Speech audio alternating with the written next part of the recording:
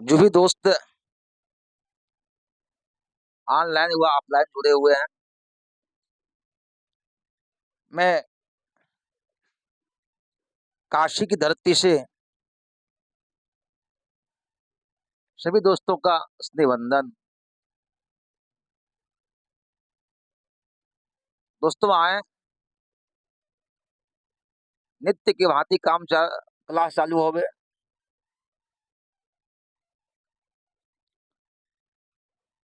सभी लोग अपना अपना किताब खोल लेंगे, मुहूर्त चिंतामणि खोल लेंगे। मुहूर्त चिंतामणि के 35वां श्लोक, मुहूर्त चिंतामणि के 35वां श्लोक खोल लेंगे। ये जी, इसमें क्या बोले हैं? परिघार्धम पंचशूले खट चौगंडाति गंडयो व्याघाते नव नाड्यस्य वर्ज्याः सर्वेषु कर्मसु। दोस्तों,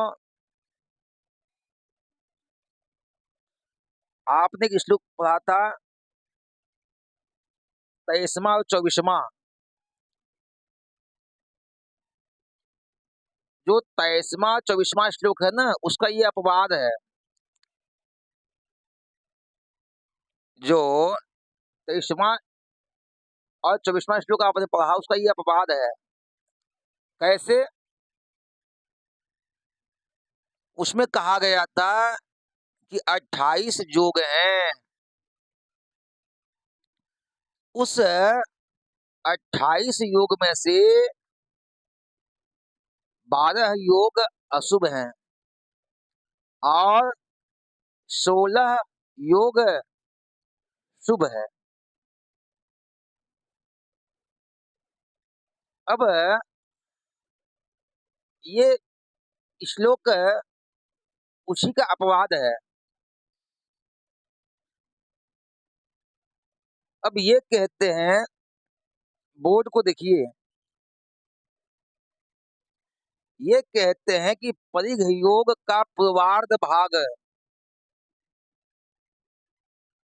ये जी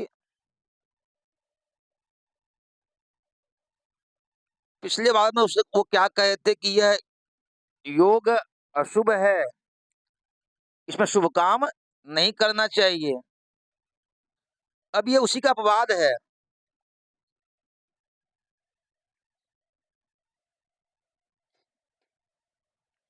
ये कह रहे हैं कि परिघ योग का पूर्वार्ध भाग, हाँ, ही अशुभ है। किसी भी, या श्लोक लीजिए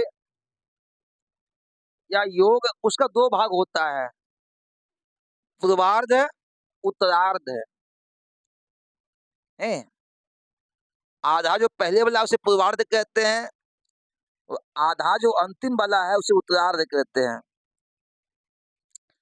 तो ये कह रहे हैं कि परिघ योग का पूर्वार्ध भाग शुभ है, अर्थात एक योग 60 घटी की होती है। 60 घटी का एक योग होता है।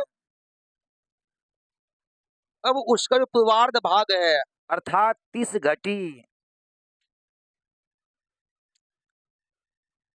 30 घटी अर्थात 12 घंटा। हाँ, तो परिघ योग का जो पहले का जो 12 घंटा है वह अशुभ है, अशुभ है। बाकी बाद जो 12 घंटा बचता है वह शुभ है। अब आगे आइए, शूल योग की आदि की 5 घटी, शूल योग की आदि की 5 घटी अशुभ है। 5 घटी का मतलब क्या हुआ? 2 घंटा। ढाई घटी की 1 घंटा होता है। ढाई घटी का 1 घंटा होता है। तो ये 5 घटी अर्थात 2 घंटा।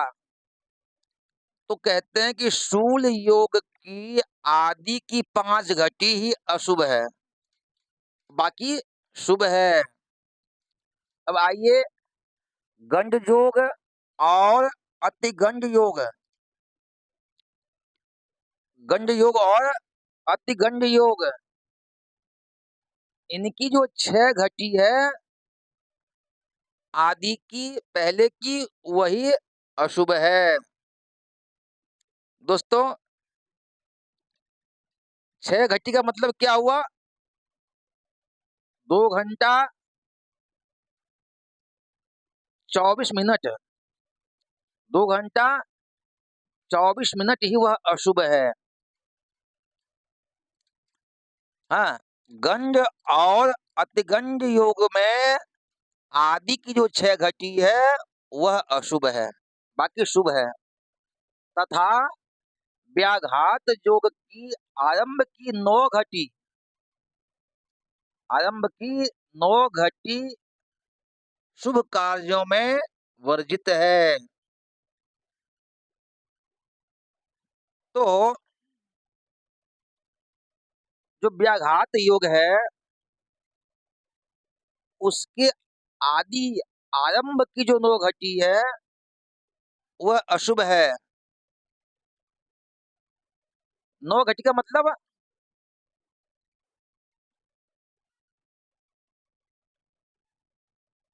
ये जी 9 घटी का मतलब क्या हो, कितना हो गया?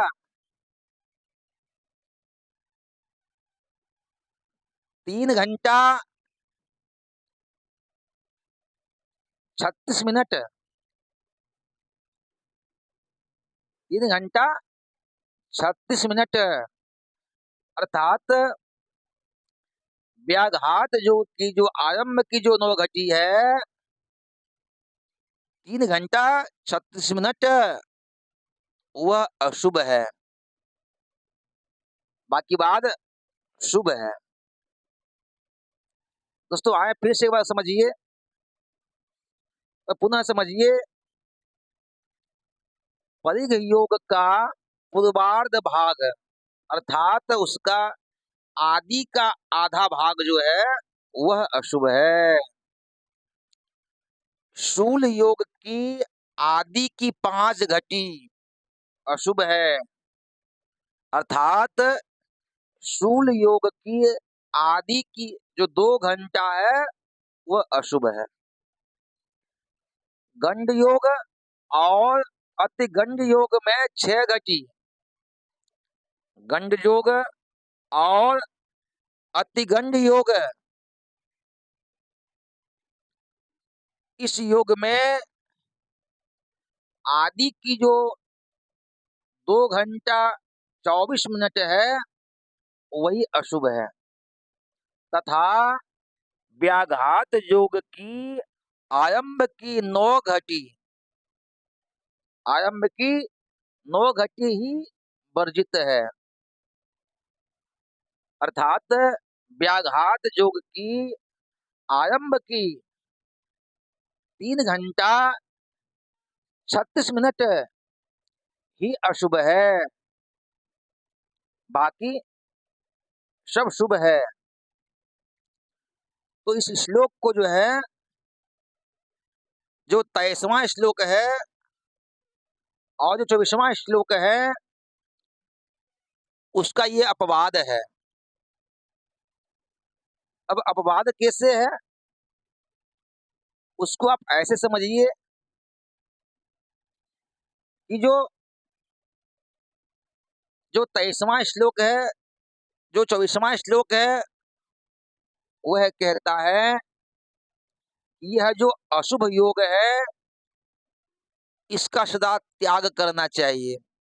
हाँ, इसमें शुभ काम नहीं करना चाहिए। लेकिन अब आगे लिखते हैं कि नहीं नहीं ऐसा नहीं है,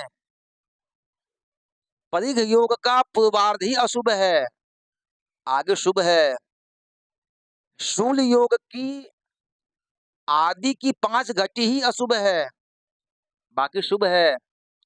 उसी भांति गंड योग और अतिगंड योग में आदि की 6 घटी ही अशुभ है और व्याघात योग की आरंभ की आदि की 9 घटी ही वर्जित है और बाकी शुभ है। दोस्तों,